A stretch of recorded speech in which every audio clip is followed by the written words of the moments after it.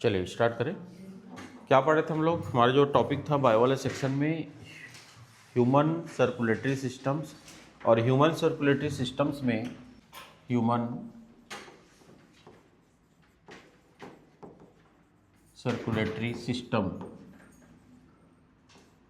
Human circulatory system मानव परिसंचरण तंत्र, मानव परिसंचरण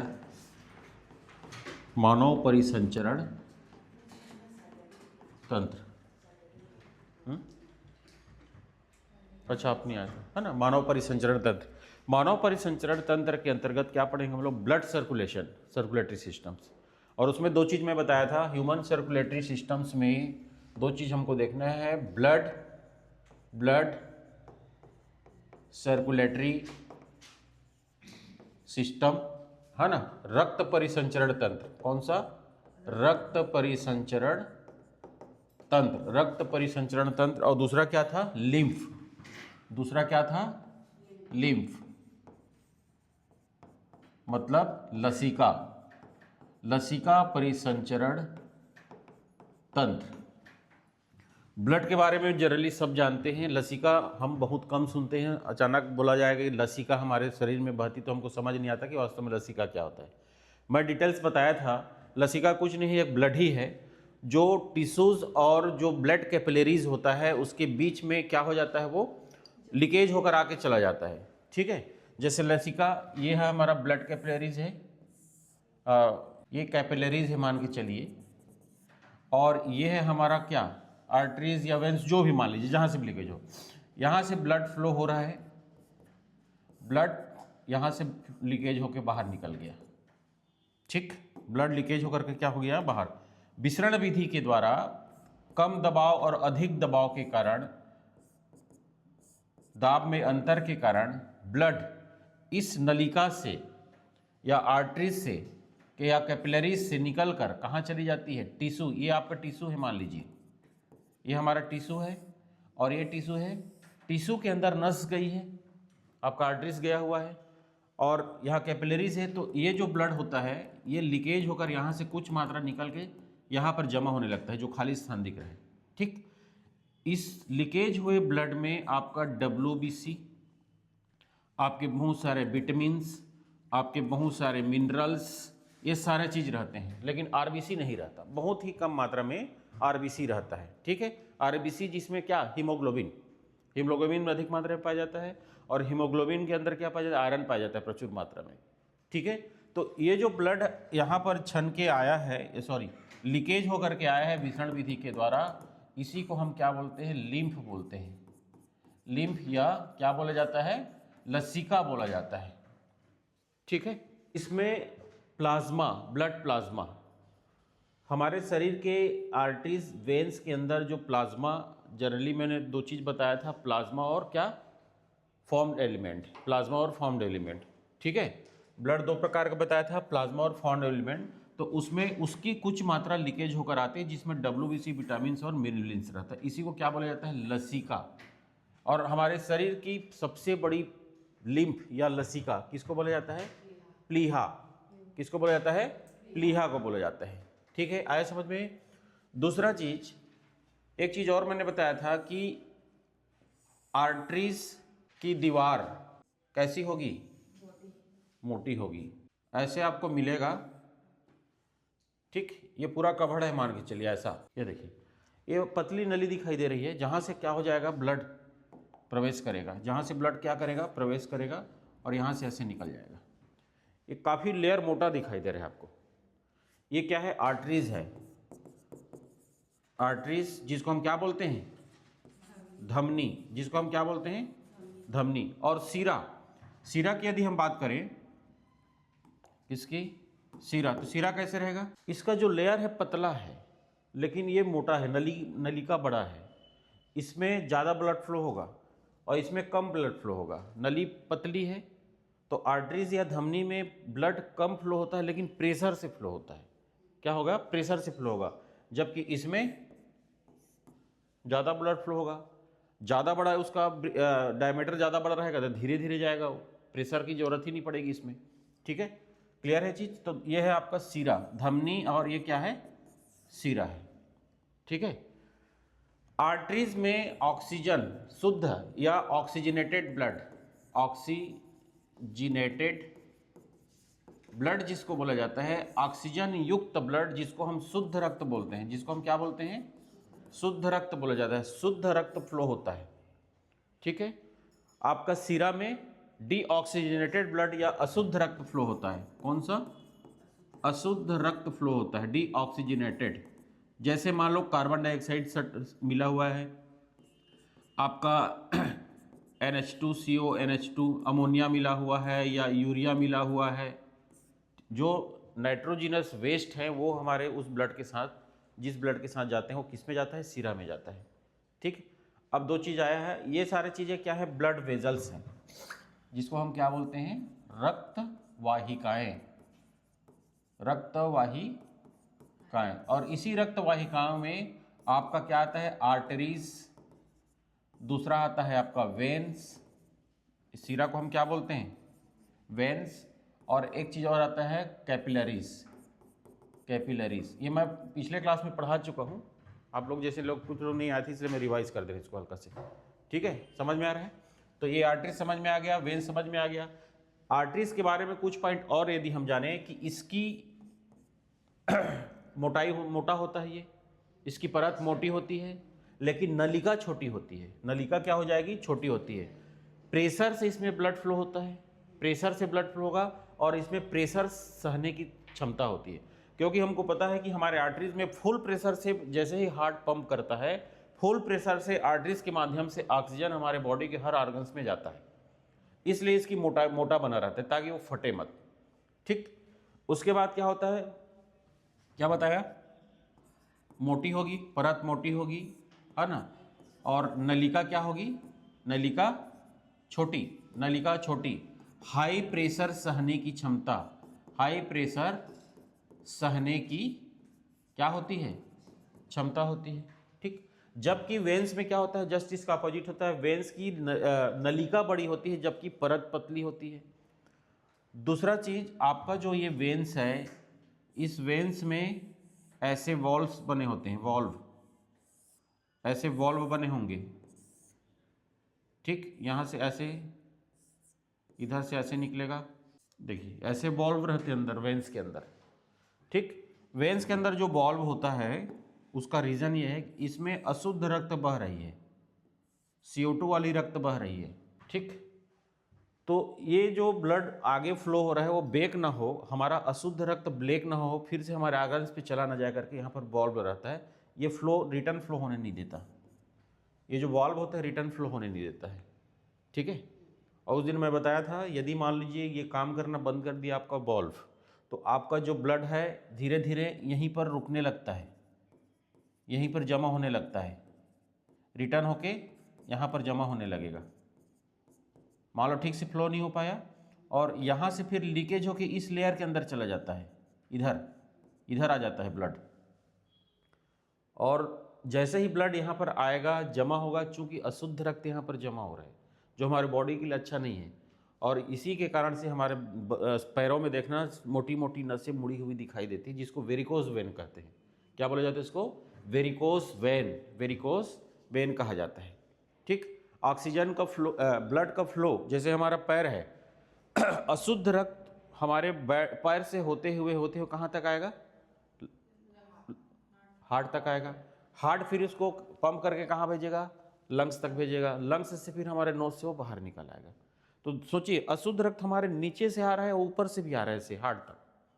लेकिन आप हार्ट से लेके आपने ब्रेन तक का डिस्टेंस देखिए, और हार्ट से लेके अपने नीचे पाँव तक का डिस्टेंस देखिए, नीचे तक डिस्टेंस नीचे ज़्यादा है, तो नीचे से ऊपर आने में ज़्यादा समय लगेगा ब्लड को, अशुद्ध ब्लड को।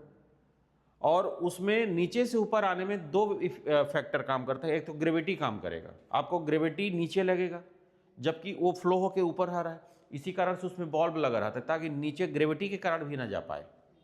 ठीक है। इस तरह से वेन्स काम करता है, और इस तरह के जो प्रॉब्लम होते हैं उसको हम क्या बोलते हैं, वेरिकोज वेन्स बोलते हैं। क्लियर हो गया?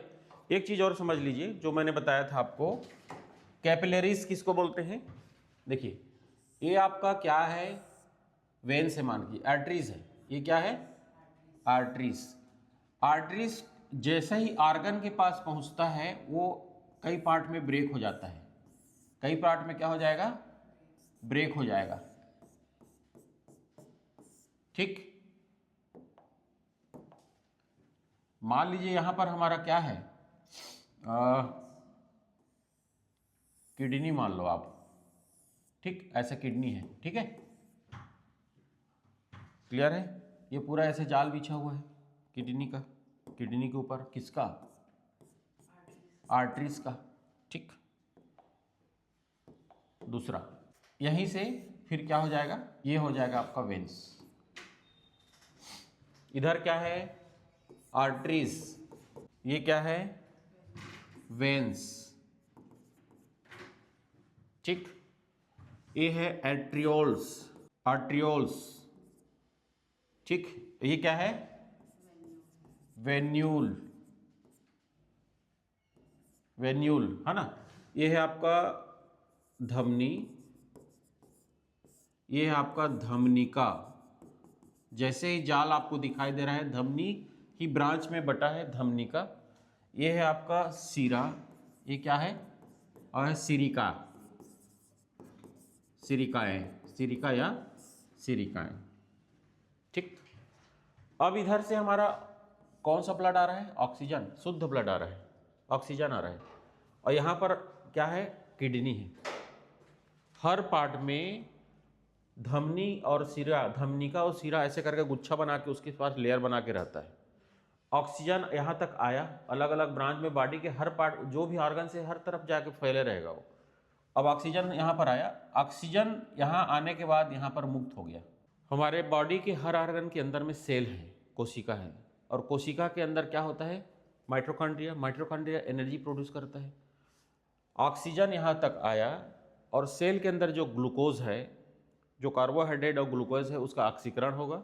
ऑक्सीकरण के पश्चात क्या बनेगा, कार्बन डाइऑक्साइड बनेगा। बताया था मैं, C6H12O6।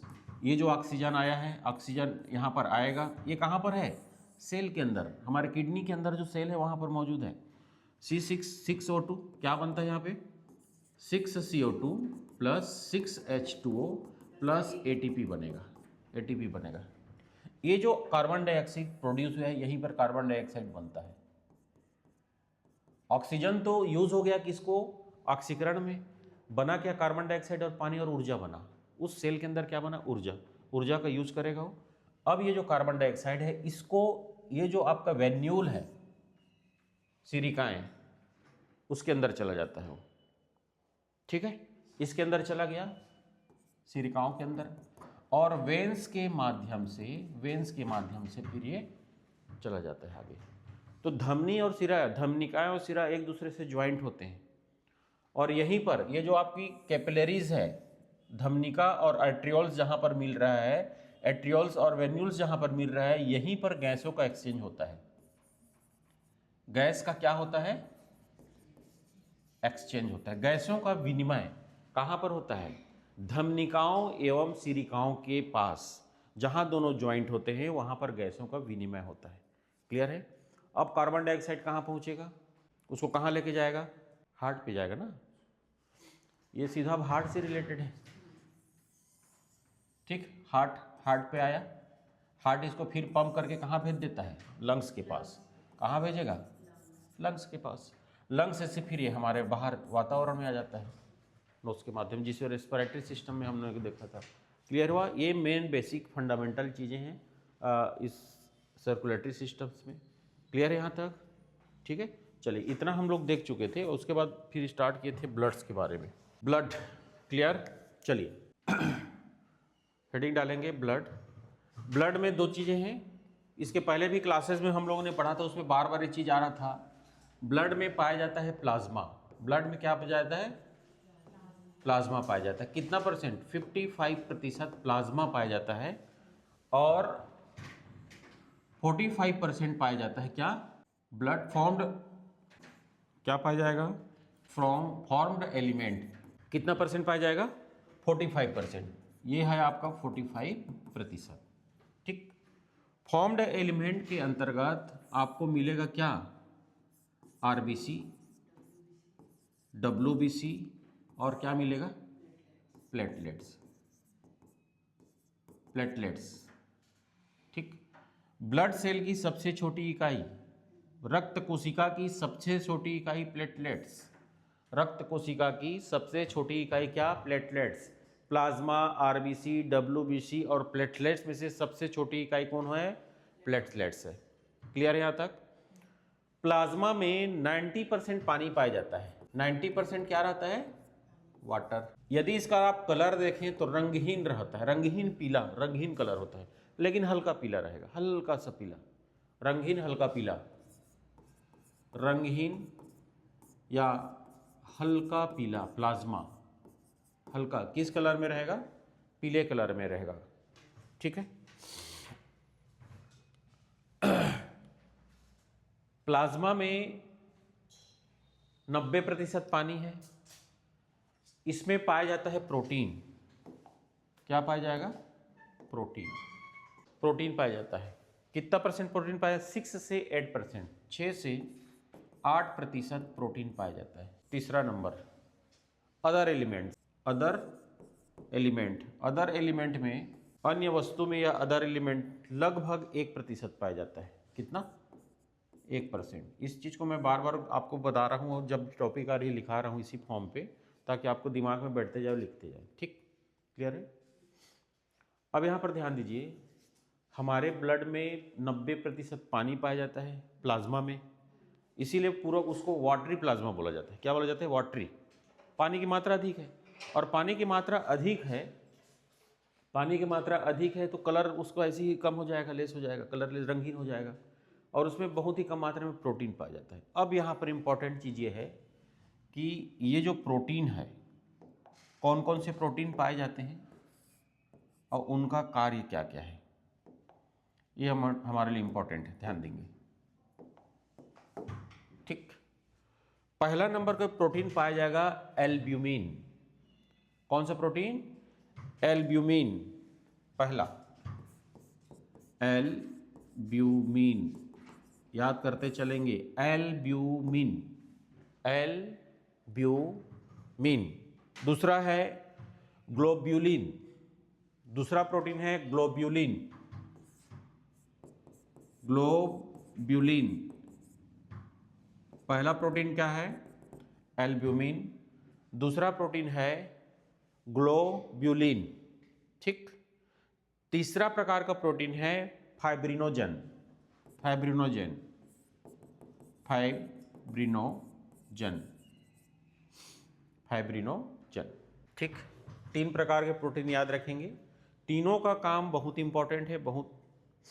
पहला है आपका एल्ब्यूमिन। एल्ब्यूमिन का काम क्या है, ऑस्मेटिक वर्क।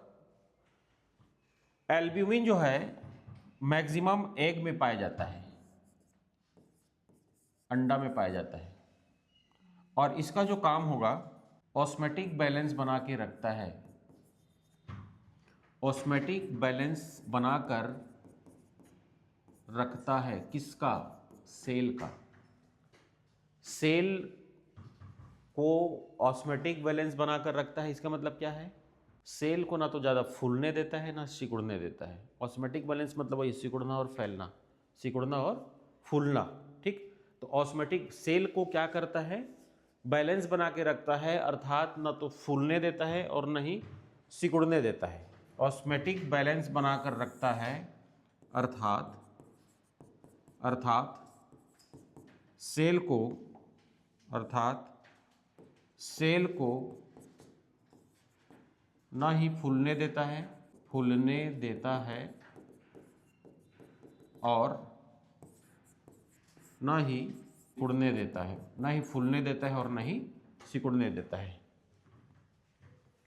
ठीक है। क्वेश्चन का जोन ये नहीं है कि कितना प्रतिशत पानी पाया जाता है, कितना प्रतिशत प्रोटीन पाया जाता है और क्या पाया जाता है। क्वेश्चन का जोन इधर है। 3 प्रकार के प्रोटीन पाया जाएगा, एल्ब्यूमिन, ग्लोब्यूलिन और फाइब्रिनोजन। ठीक है। ग्लोब्यूलिन प्रोटीन का काम है वायरस या कीटाणु से डिफेक्ट करना या रक्षा करना।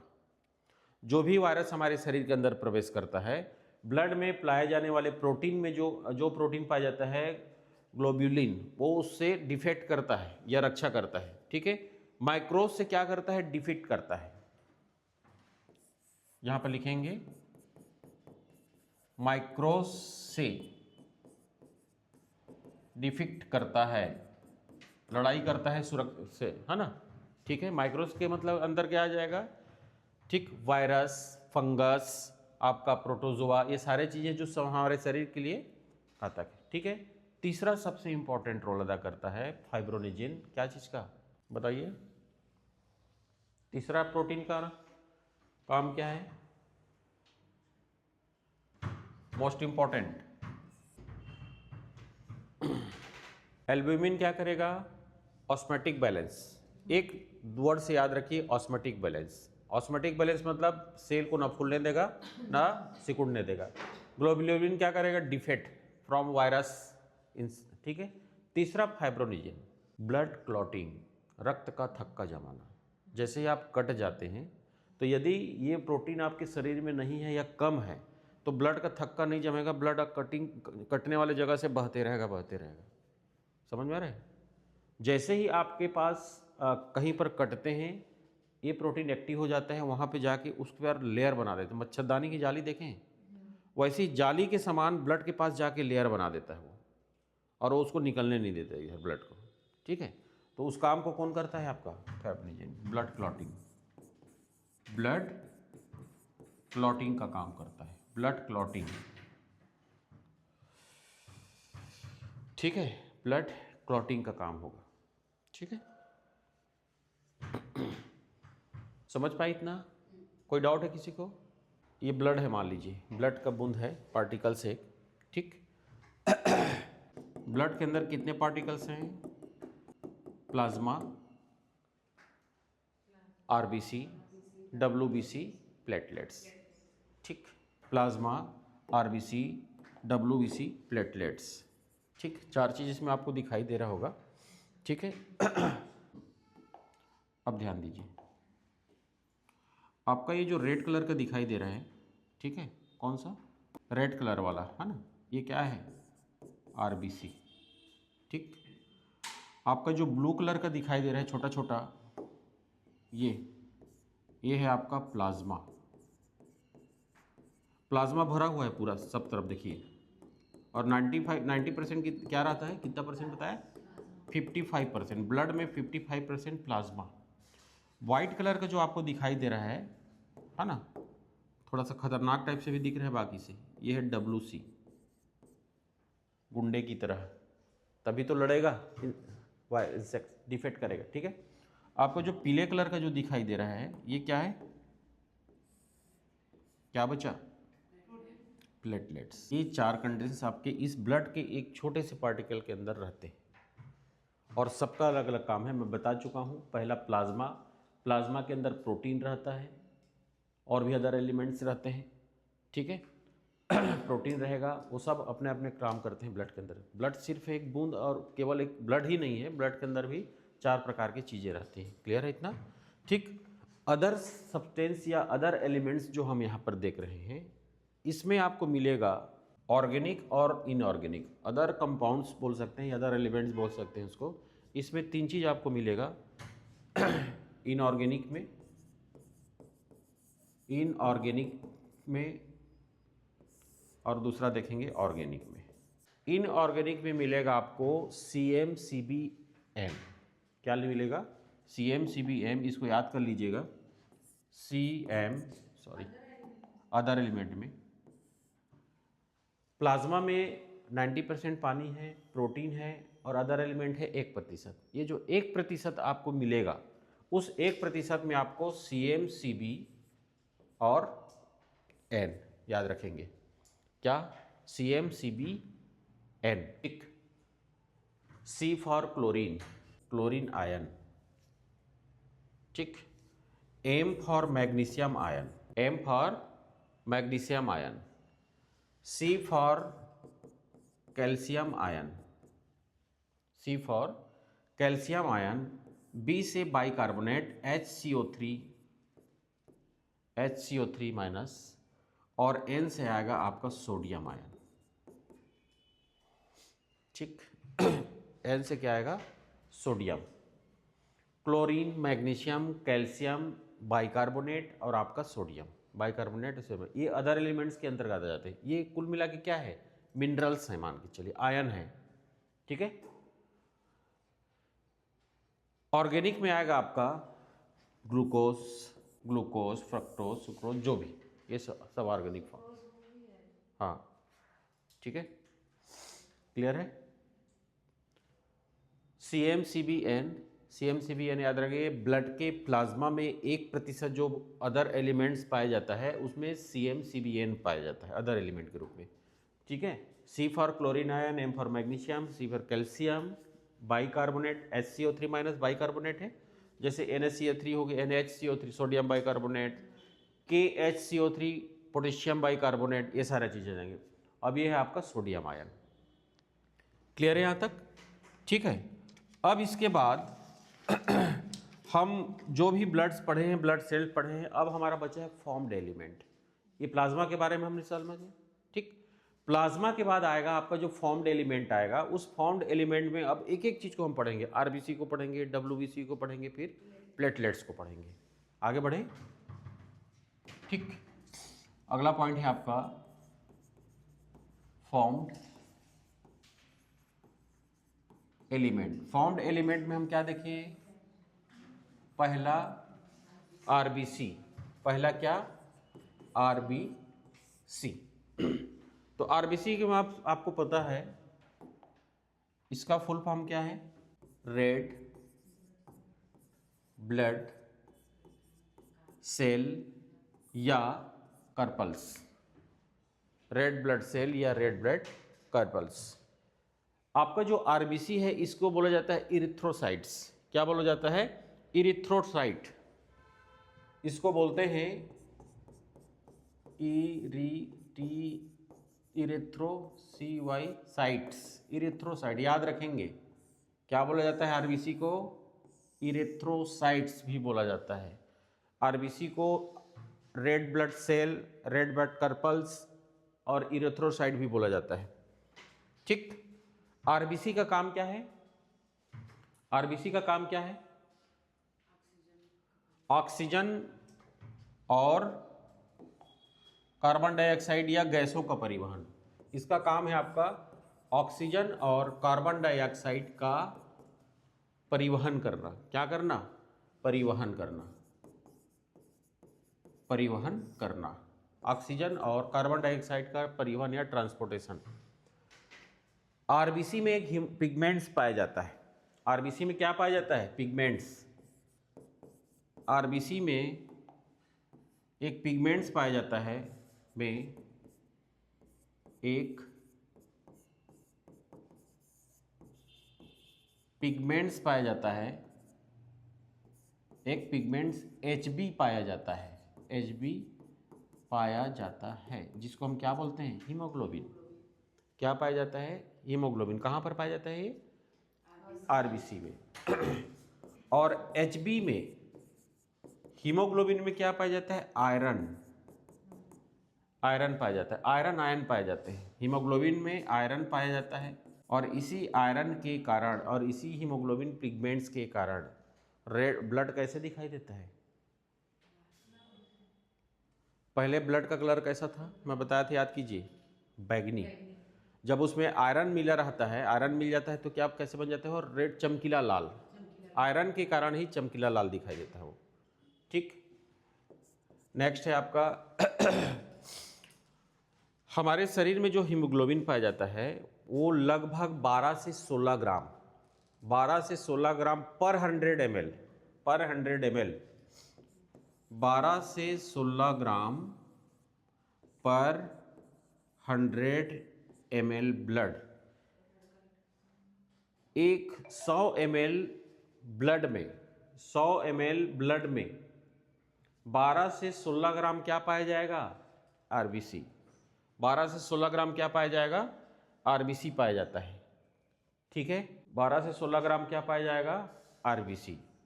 अब यदि हम इसको तुलना करें मेल और फीमेल में, मेल और फीमेल में यदि तुलना करें, ठीक है, तो मेल इसमें 14 से 16 ग्राम पाया जाएगा। किसमें? मेल में 14 से 16, मेल में 14 से 16 पाया जाता है, 16 ग्राम पर 100 ml पर 100 ml, ठीक है। और फीमेल में पाया जाएगा, फीमेल में 12 से 14 ग्राम पर 100 ml, ठीक। ये मैं आपको इसलिए बता दे रहा हूँ, ये प्रश्न में कभी नहीं पूछेगा, बट जैसे हम लोग तबीयत खराब होता है, ब्लड चेक कराने जाते हैं, तो उसमें लिखा रहता है चीज़ें, तो हमको एक बेसिक चीज़ पता होना चाहिए कि हमारे शरीर में कितने ग्राम ब्लड की आवश्यकता है या आरबीसी की आवश्यकता है। मेल में सामान्य जो होता है, देखिएगा जो रिपोर्ट देता है डॉक्टर, उसमें 14 से 16 ग्राम नॉर्मल वो लिखे रहेगा, ठीक है। और मान लीजिए कम होगा तो उसको रेड कलर से हाईलाइट कर देगा, कुछ भी किया रहेगा। और आपके फीमेल में कितना रहता है? 12 से कितना रहेगा? 14 रहेगा, ठीक। क्लियर है? मतलब किसके में ज़्यादा रहता है? मेल में। इतना हमको चाहिए आरबीसी, ठीक है। तो कुल मिला के मेल मेल में ज़्यादा और फीमेल में कम। क्लियर है? ठीक है यहाँ तक। चलिए अब आता है आपका WBC। WBC, अब WBC में पॉइंट वाइज लिखेंगे, ठीक। WBC को फुल फॉर्म क्या है? वाइट ब्लड सेल्स या वाइट ब्लड कर्पल्स, या फिर इसी को बोला जाता है ल्यूकोसाइट्स। क्या बोला जाता है इसको? ल्यूकोसाइट्स। वाइट ब्लड सेल या फिर वाइट ब्लड कर्पल्स, ठीक। इसको बोलेंगे इरिथ्रोसाइट। आरबीसी को क्या बोलेंगे? ध्यान रखेंगे, इरिथ्रोसाइट्स, और उसको बोलेंगे ल्यूकोसाइट। WBC को क्या बोलेंगे? ल्यूकोसाइट्स। इसको बोला जाएगा ल्यूकोसाइट्स।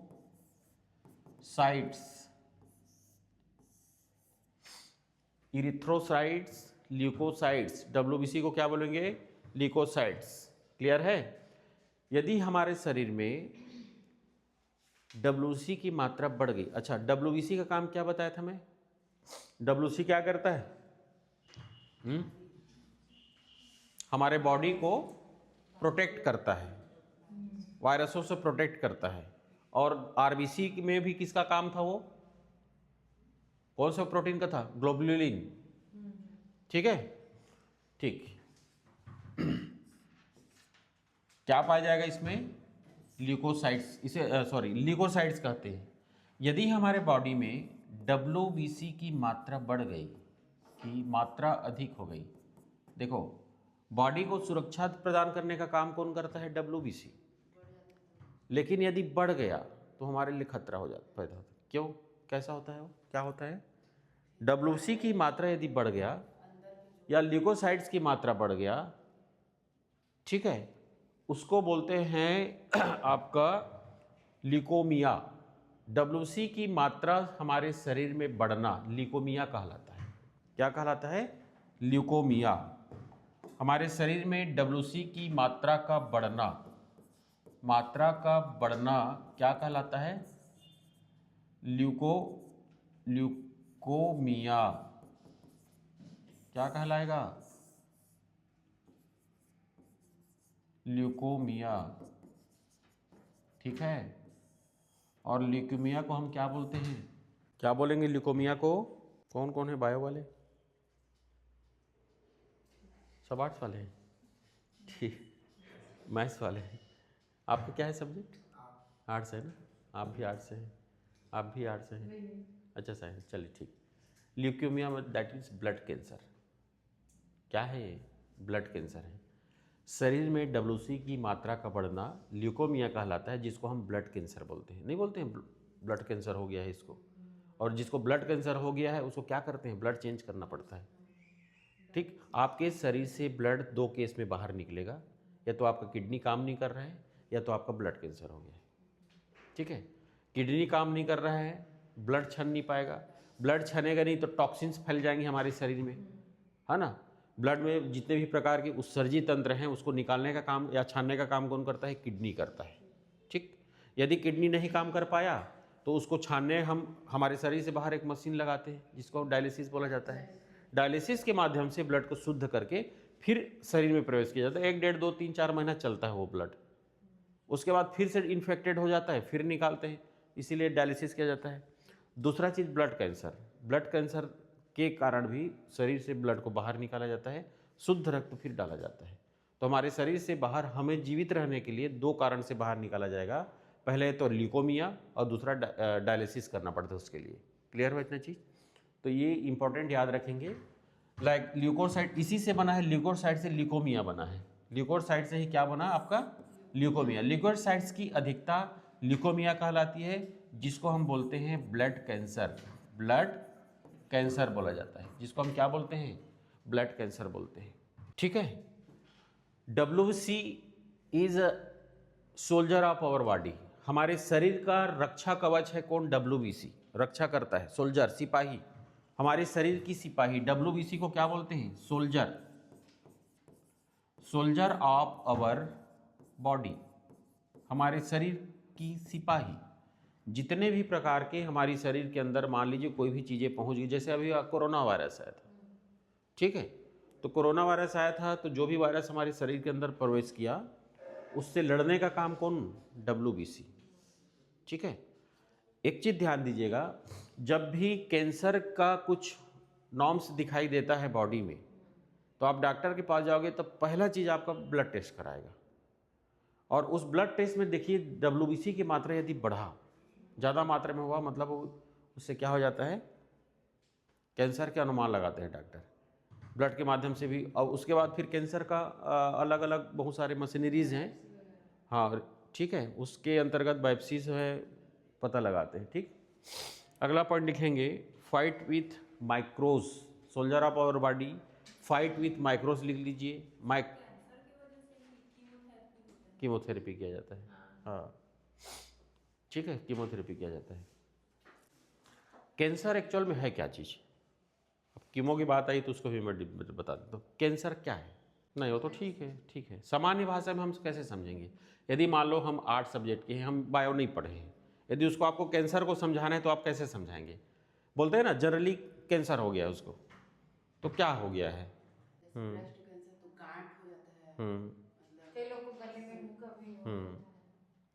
हर कैंसर का एक ही बेसिक फंडा है, जितने भी प्रकार का कैंसर हो, सेल, ब्लड भी तो सेल है, ठीक है, बॉडी के हर ऑर्गन में, जैसे मान लीजिए स्मॉल इंटेस्टाइन्स में हो गया, छोटी आंत में हो गया है कैंसर, गला में कैंसर हो गया है ना, ब्रेन में कैंसर हो जाता है उसको ब्रेन ट्यूमर बोलते हैं, उसको क्या बोलते हैं? ब्रेन ट्यूमर बोलते हैं। अलग अलग जगह के हिसाब से अलग अलग उसका नाम है, लेकिन हर कैंसर का एक बेसिक फंडा है, उसी को मैं पूछ रहा हूँ क्या है? बढ़ना, अनियंत्रित रूप से सेल का बढ़ना। हमारे बॉडी में हजारों करोड़ों की संख्या में सेल डेड होता है और हजारों करोड़ों की संख्या में सेल बनते रहता है। ठीक है, जब सेल अनबैलेंस हो जाता है बनना, जितनी जरूरत नहीं है उससे ज़्यादा बनने लग जाता है, वही है कैंसर। और जो एक्स्ट्रा सेल्स बनेगा वो हमारे बॉडी के लिए अनयूज है, वो फैलते जाएगा फैलते जाएगा फैलते जाएगा, जबकि हमारे उस सेल की जरूरत ही नहीं है। तो उसी को ले क्या बोलते हैं? उसी को बोला जाता है कैंसर बोला जाता है। अब मान लीजिए ये आपका एक किडनी है, 2 किडनी है, ठीक है। अब यहां पर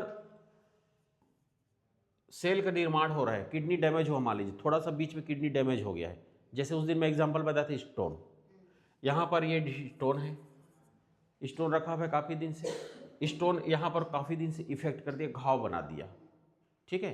तो घाव बना दिया है तो अंदर अंदर रिकवर होते रहता है, वो सेल निर्माण होते रहता है। घाव बना मतलब वहाँ की सेल खत्म हो गया, डेड हो गया है, डेड हुआ वो कैसे भी खत्म हो गया। और उसको कौन खाएगा डेड सेल को? लाइसोसोम, लाइसोसोम खाएगा, इसके अंदर लाइसोसोम पाया जाएगा, वही लाइसोसोम डेड सेल को खा के खत्म कर, जिसको क्या बोला जाता है? सुसाइडल बैग ऑफ सेल्स, ठीक है, आत्महत्या की थैली बोला जाता है। लाइसोसोम जाता है वहाँ पे इसे करके इसको निकल जाता है पूरा। क्लियर हो गया? तो डेड सेल को तो लाइसोसोम खा के वहाँ पर को ठीक कर दिया, लेकिन उसको रिकवर करने के लिए फिर से सेल का निर्माण होता है। और सेल का निर्माण में बताया था सेल डिवीजन, कोशिका विभाजन, 1 से 2, 2 से 4, 4 से 8 बनते जाता है। यहाँ पर रिकवर हो गया। अब यदि मान लो यहाँ पर 25 ठो सेल बनना था, मान लो 25 सेल डेड हुआ, 25 सेल बनना था, अब 25 ने बढ़ के 250 बन गया। सेल निर्माण अनियंत्रित हो गया। सेल निर्माण अनियंत्रित हो गया तो यहाँ पर तो ये फैलते जाएगा, फैलते जाएगा कि नहीं, आपका किडनी और बड़ा हो जाएगा, अंदर में कुछ और हो जाएगा। तो अनियंत्रित रूप से बढ़े हुआ जो सेल होता है वही है कैंसर, से भी होता है। सेल के निर्माण, देखो मैं क्या बोला, जब सेल निर्माण अनबैलेंस हो जाता है, अनियंत्रित हो जाता है, जिस मात्रा में डेड हो रहा है उससे डबल मात्रा में बन जा रहा है मान लो, तो सेल के अनियंत्रित मात्रा में बनना ही कैंसर है। अब इसको कौन कौन इफेक्ट करेगा, उस बैलेंस को कौन कौन बिगाड़ रहा है, वो उसका फैक्टर है। आप यदि कुछ ऐसा चीज खा रहे हैं जो सेल निर्माण में इनको इनबैलेंस कर दे रहा है, आप कहीं ऐसे चीज इसको इफेक्ट कर रहे हैं, जैसे मैंने एक एग्जांपल बताया था जब सेल पढ़ा रहा था, फिजिक्स में पढ़ा रहा था, तो फिजिक्स में मैं बताया था अल्ट्रावायलेट रेज, अल्ट्रावायलेट रेज है, अल्ट्रावायलेट रेज जाता है कहाँ पे, सीधा डीएनए को इफेक्ट करता है। ठीक है, डीएनए जो है सेल के अंदर, सेल के अंदर क्या था आपका, डीएनए था, बताया था मैं,